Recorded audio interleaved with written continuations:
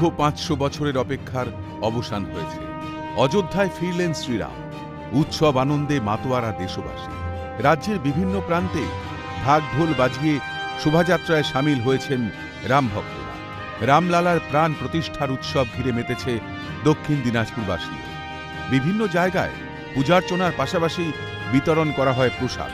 এদিকে রাম মন্দির উদ্বোধন ঘিরে বালুরঘাটের ক্রান্তিচক্র ক্লাবে রাম পুজোয় মাতেন সুকান্ত মজুমদার। সেই সঙ্গে নিজের হাতে তৈরি করেন ভোগের খিচুড়ি। আগামী দিনে রাম সুনামিতে উড়ে যাবে অনেকে।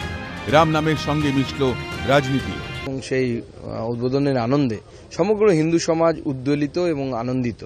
সেই হিন্দু সমাজ বিভিন্নভাবে উদযাপন করছে। আজকে এই দক্ষিণ দিনাজপুর জেলাও তার বাইরে নয়, বিভিন্ন জায়গায় পুজো আর্চা শুরু হয়েছে, ভগবান রামচন্দ্রের পুজো হচ্ছে। জেলাবাসী অত্যন্ত আনন্দিত, উদ্বেলিত। সমগ্র জেলা রাম নামে ভাসছে, গোটা পশ্চিমবঙ্গ ভাসছে এবং এই রাম সুনামিতে অনেকেই উড়ে যাবে আগামী দিনে। এই দিনে সুকান্ত মজুমদারের হাত ধরে উদ্বোধন হয় একটি নয়া কার্যালয়।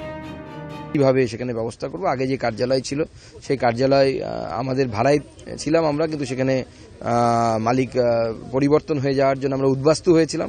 আজকে এই পবিত্র দিনে আমরা নতুন কার্যালয়ে তার গৃহপ্রবেশ করলাম এবং তার সাথে সাথে বিভিন্ন জায়গায় পুজো আরাধনা, ভগবান শ্রী রামচন্দ্রের আরাধনা চলছে। সন্ধ্যেবেলায় আত্রেই নদীর তীরে 1 লক্ষ প্রদীপ, সেই প্রদীপ জ্বালানোর কার্যক্রম অনুষ্ঠিত হবে। প্রদীপ জ্বালানো হবে, সাধারণ মানুষ অংশগ্রহণ করবে তাতে।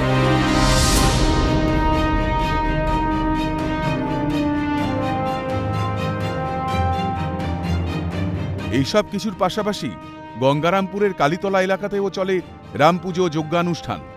রাজ্যবাসীর শান্তি কামনায় যজ্ঞ করেন সুকান্ত মজুমদার। গঙ্গারামপুরে যজ্ঞ জেলা তথা রাজ্যবাসী যাতে খুব আনন্দের সাথে শান্তির সাথে আগামী দিন সময় কাটাতে পারে, তাকে মাথায় রেখেই যজ্ঞ করা হলো, পূর্ণাহুতি দেওয়া।